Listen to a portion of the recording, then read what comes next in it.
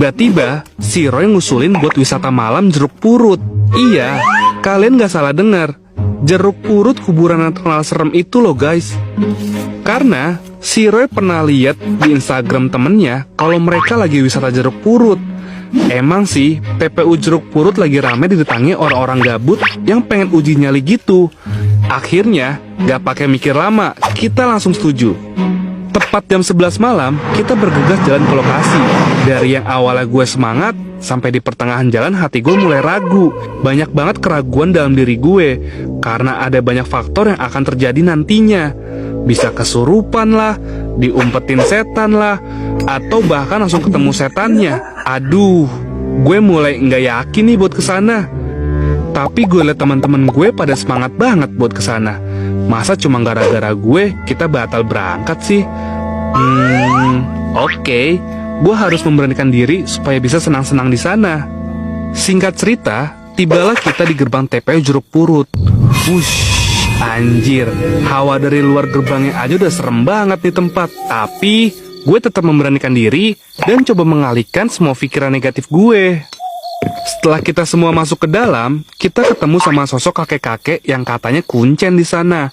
Beliau memberikan kita pengarahan dan memberitahu kita spot-spot yang terkenal di sana.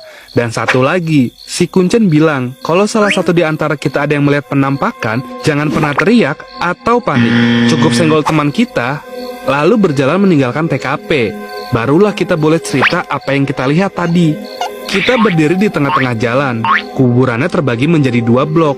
Posisinya di kanan dan di kiri dari tempat kita berdiri. Si kuncen tersebut ngasih tahu kita kalau di kuburan sebelah kanan itu ada pohon besar yang dijaga sama kuntilanak merah.